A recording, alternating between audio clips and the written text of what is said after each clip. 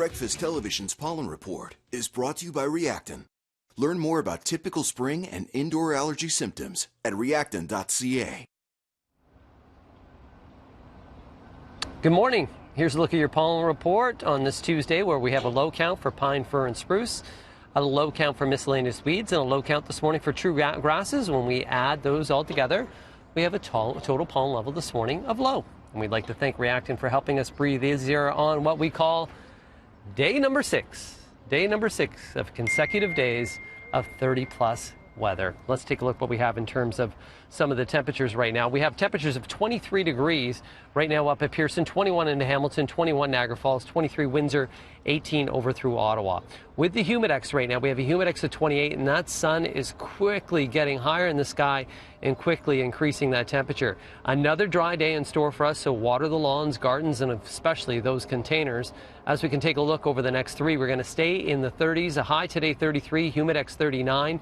Tomorrow a high 32, just a 30% chance in the afternoon of some isolated pop-up thunderstorms. And then on Thursday, a high 34, humidex of 42, mainly sunny skies. So we have some light winds and some hot days ahead of us. Let's take a look what we have on those Tuesday roads this morning with you, Steph. Good morning. Thanks, Frankie. Yeah, we're looking at Young Dundas Square right now, and things are looking good in the square. Not too busy, not too busy at all. So right now, we'll take a look at your major routes. A little bit on the busy side, but not bad. We had a couple of problems that have already cleared for your morning. So taking a look over at the eastbound 401, the delays definitely have not cleared off. So it's busy approaching Mississauga Road to about Mavis, and then you'll find delays east of the 427 to about Weston, both in the Express and Collectors. And then we head over to the 404 DVP combo. So taking a look right now, you'll find things through the Express actually moving quite slowly right now, and then you head over onto the Don Valley Parkway and it's busy, but not bad after that. Things do pick up on the southbound DVP heading in towards downtown. And taking a look over at the eastbound Gardner, things have definitely cleared off here heading into downtown, but you will still find delays east of Parklawn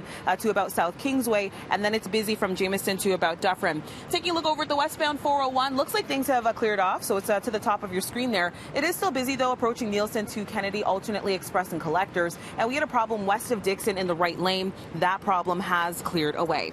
Download hockey's favorite podcast, The Suspendables, and hear Wayne Gretzky tell us why kids should not play hockey all the time. That's a look at your drive. Now sending things over to Mark for a look at your news. All right, what started as a peaceful protest against possible mass evictions ended up getting heated right on John Tory's doorstep yesterday. Tammy Sutherland is with us. Easy for me to say. Tammy, how are you this morning?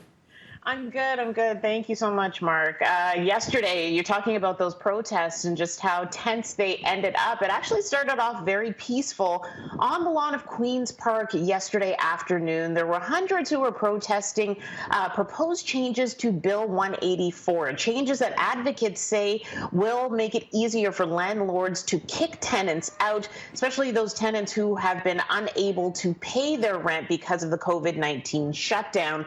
Now, this protest here at Queen's Park eventually started to march through the streets, and it ended up outside of Mayor John Tory's condo, and that is when things got a little tense. One protester ended up being pulled down from a railing that she was climbing. You can kind of see her in the back there. Police pulling her down. Others say pepper spray was used, but no injuries and no charges or arrests have been reported. We came here because John Tory lives here. He has been quiet. We know that the landlords in the province has made a decision that is not going to be in the favor of the tenants. There's possible hundreds of thousands of evictions that are going to happen in the city if John Tory and the city does not step up. That is an issue that the city is going to have to deal with because we already have a homelessness crisis, and it's only going to get worsened. Now, the crowd here outside of the condo ended up dispersing at about 8 o'clock last night. The province says that the changes that are being proposed to be made to Bill 184 will actually strengthen tenant rights. It will make fines higher for landlords who complete any kind of unlawful evictions, and also make it easier for tenants and landlords to work together to come to some kind of compromise, especially when it comes to repayment plans. Now, this bill and the changes, they have not been passed just yet. These are proposed changes, but it has gone through its second reading at Queen's Park. I'll send it back to you, Mark. All right, Tammy, thank you.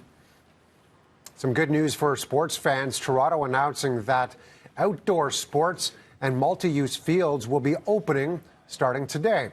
Soccer, softball, baseball, lacrosse, and cricket fields available for teams with permits and with the general public.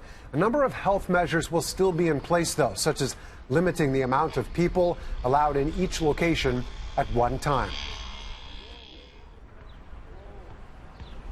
York Region is dealing with a major COVID outbreak among some 30 workers at Vaughan's Ravine Mushroom Farm.